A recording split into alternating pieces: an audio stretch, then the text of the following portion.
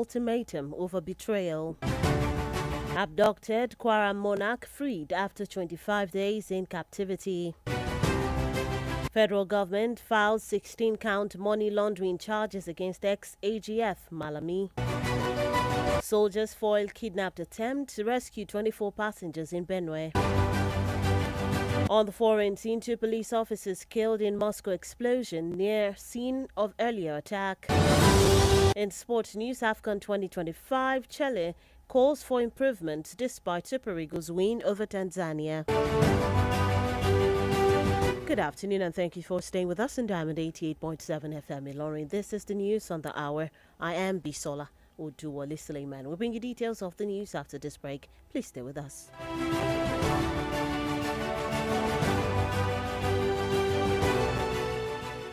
See, Weto is from our tribe and we are of the same religion. So we have to protect our own. Our tribe isn't corrupt. I beg you, leave now our Peking. Wait, stop and think.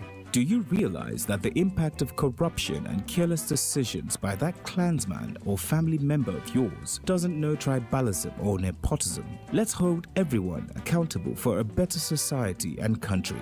If you see something, say something to the right authorities. This message is reaching you from Diamond 88.7 FM, Ilorin.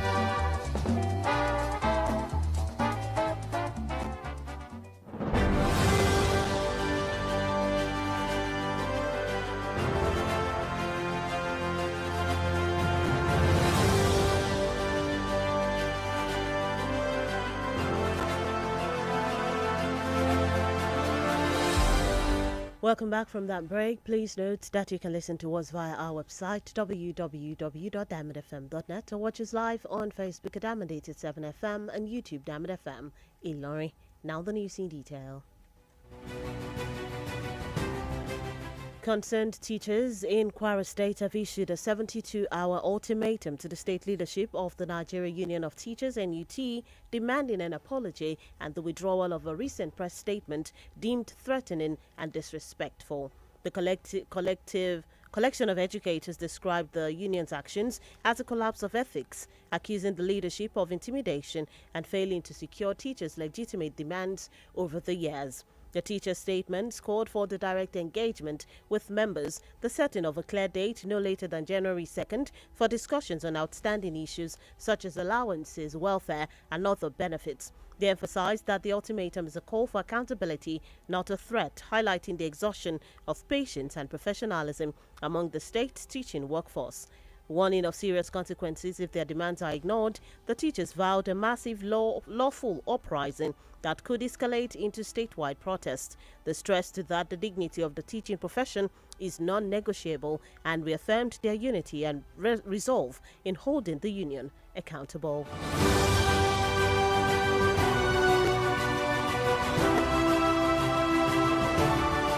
The Ojibara of Bayagonle, Alhaji Kamilu Salami, who was abducted 25 days ago by bandits, has regained his freedom. He was released on Tuesday night, sparking widespread jubilation in the community as residents trooped to the palace to celebrate his safe return. The monarch was kidnapped on his farm in November, plunging the community into fear and uncertainty. Community spokesperson Ayinla Lawal confirmed the release, revealing that a huge ransom was paid in 2 installments solely by residents without the support from local or state government. He expressed gratitude for the monarch's safe return and disclosed that additional vigilantes and hunters have been deployed to bolster security and reassured displaced residents. The monarch was immediately taken to Ilorin on Wednesday morning for medical attention. Still on the local scene, the Nigerian Bar Association, NBA, and former Vice President Atiku Abubakar have called on the federal government to immediately suspend the implementation of the newly signed Tax Reform Act, following allegations that the laws were altered after being passed by the National Assembly. NBA President Mazi Afamosigwe SAN said the controversy raises constitutional concerns and undermines public confidence, urging a transparent investigation into how the final version of the laws emerged. Atiku criticized the alleged insertions as a grave assault on legislative supremacy, accusing the executive of adding provisions that grant tax officials arrest powers, property seizure rights without court orders, and enforcement actions lacking judicial oversight. He also warned that the new financial burdens, such as a compulsory 20% deposit before tax appeals, pose unnecessary hardship on Nigerians and businesses. Moving on to news in Katsina State, the Katsina State Governor, Diko Rada, has urged Nigerians to stop holding state governors solely responsible for the country's deepening economic hardship, arguing that the federal government receives 52% of the monthly federation revenue. Speaking during an interview with newsmen, Rada noted that only the remaining 48% is shared among the 36 states and 774 local governments. Rada questioned how the federal government has utilized its larger share over the decades and cautioned against generalizing corruption allegations against governors. He stressed that the leadership should be judged individually, insisting that not all public office holders are corrupt and that each will ultimately answer for their actions.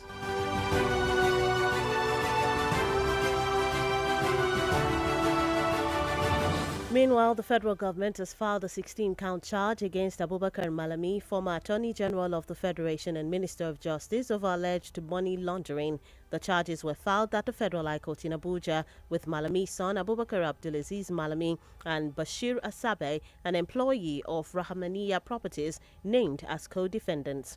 According to the charge sheet, Malami and his co-defendants allegedly used various companies and bank accounts to conceal the unlawful origin of billions of naira between 2018 and 2025. The offences reportedly involved transactions through Metropolitan Autotech Limited, Mithaq Hotels Limited, and property purchases in Abuja in contravention of the Money Laundering Prohibition Act 2011 and its 2022 amendments.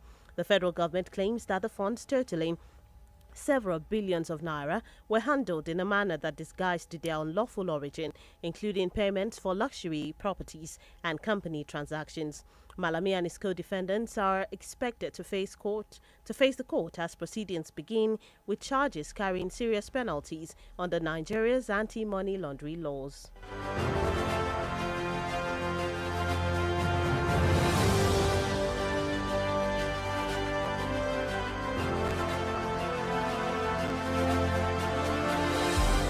Troops of the Joint Task Force Operation Wellstroke (OPWS) have foiled a kidnapping attempt along the Otukpo-Enugu Expressway in Benue State, rescuing 24 passengers and forcing the assailants to flee. Acting Media Information Officer Lieutenant Ahmed Zubeiru said the incident occurred around 10 p.m. on December 22, 2025, after troops responded to a distress call at the Amoda axis of Oimini local government area. The attackers reportedly emerged from the bush, briefly occupied a checkpoint, and stopped two 18-seater buses traveling from Jos to Ibadan. A firefight ensued when OPWS troops intervened, compelling the criminals to abandon their victims. 15 passengers were rescued immediately, while subsequent operations recovered 5 more adults and 4 minors, who are now in police custody, with search efforts continuing for any remaining passengers. Major General Moses Garaf, Force Commander of OPWS, commended the troops for their swift response and professionalism. He reaffirmed the task force's commitment to protecting lives and property through sustained patrols, intelligence-led operations and collaboration with sister security agencies across Benue, Nasarawa and Taraba states. And lastly, on the local scene, the Minister of Works, David Umahi, has directed federal road contractors to resume work immediately, halting any planned closures of project sites during the festive season. Speaking at an emergency meeting in Abuja, Umahi accused some contractors of abandoning critical highways and bridges under the guise of holidays, stressing that strategic routes such as the Abuja-Lokoja Expressway and key corridors in Sokoto, Katsina and Kebbi must remain operational. Umahi also ordered directors and federal controllers of works to suspend their holiday plans and supervise ongoing projects on site, vowing to end office-based engineering. He commended contractors for adopting President Tinubu's shift from asphalt to concrete road technology, emphasizing its durability and long-term benefits, while warning that financial indiscipline would no longer be tolerated on federal projects. And that's it on the local scene. The news on the hour is reaching you from Diamond 88.7 FM. Laurie, we take a short break. When we return, we bring you stories on the foreign scene and some in the world of sports. On the foreign scene, 2 police officers killed in Moscow explosion near scene of earlier attack. We bring you that story when we return. Do stay with us.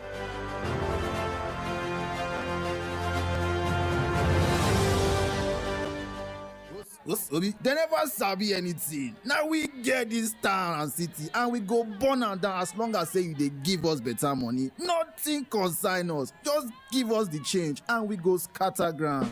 Young man, wait, stop and think. Why cut your life short, following evil orders from unpatriotic elements? Ask yourself, would they put their own children in these dangerous situations? Is it worth the shame, pain, and disgrace to your family, friends, and loved ones? Think about it and say no to being used to disrupt the peace. This message is reaching you from Diamond 88.7 FM, Ilorin.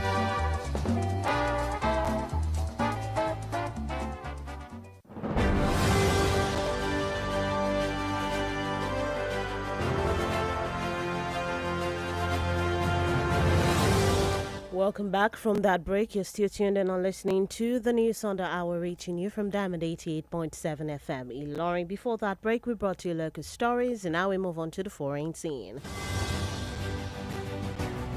In foreign news, 2 police officers were killed in an overnight explosion in Moscow after attempting to stop a suspicious individual, Russia's investigative committee confirmed on Wednesday.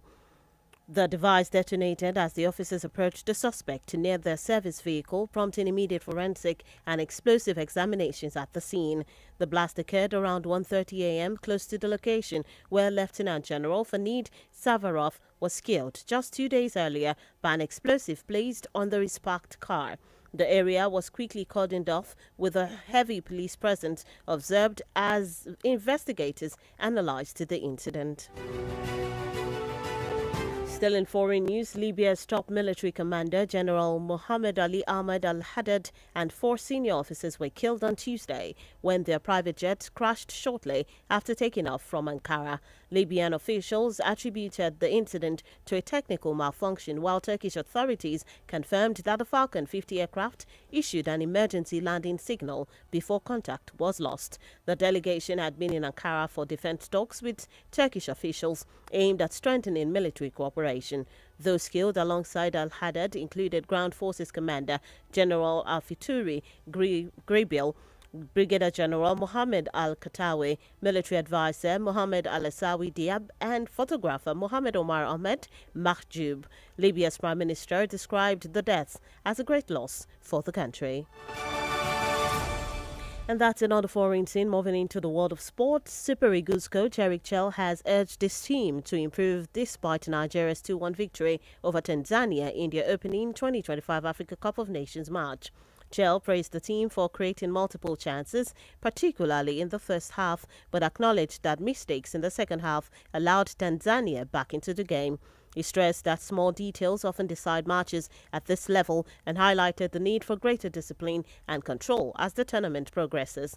Chell noted that the game offered valuable lessons for the technical crew ahead of tougher group stage opponents. And still in sports news, Best Six Stars midfielder Wilfred Ndidi has addressed Victor Osimhen's visible frustration after being substituted in Nigeria's 2-1 victory over Tanzania on Tuesday night. Osimhen, replaced by Paul Onuachu late in the game, appeared upset on the bench and exchanged words with head coach Eric Chell, prompting questions about team morale. Ndidi, who did not witness the incident, described Osimhen as a passionate player driven to perform for the team. He explained that the striker may have placed too much pressure on himself, but praised his competitive spirit, adding that he intends to speak with Osimhen to offer support.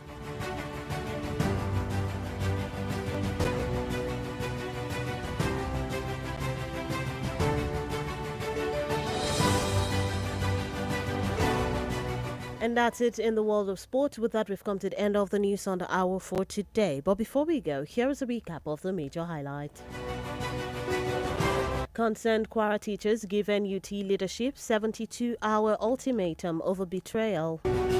Abducted Kwara monarch freed after 25 days in captivity. Federal government files 16-count money laundering charges against ex-AGF Malami. Soldiers foil a kidnap attempt to rescue 24 passengers in Benue.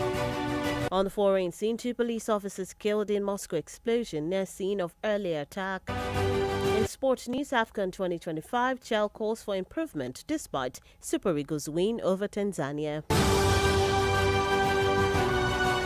And those are the major headlines as brought to you this afternoon. Before we wrap up the news, we take a look at our Today in History segment. Did you know that on this day in the year 1987, the Akwa Ibom State University of Technology, now Akwa Ibom State University, was formally established? It later evolved to become one of the major state-owned universities in the South region. Now you know. For news coverage or information about happenings around you, kindly contact the Diamond FM newsroom number 091 606 27526 or 91 606 27526 to join us at 3 p.m. for the news flashing at 5 p.m. for the news across the world for a comprehensive bulletin. Log on to our website www.diamondfm.net to keep up to date with us from any part of the world. Download our app on Google Play Store and iOS Apple Store, Diamond FM. You can also follow all our social media platforms at Diamond 87 FM on Instagram and Facebook, and at Diamond FM Ilorin on YouTube. Also on X at Diamond 87_FM. The news on the hour was edited by Adewale Adeyemi. I am Bisola Oduwole Suleiman. Thank you for listening to your shining supreme station. Do stay tuned for the news in Yoruba coming up shortly. Good afternoon.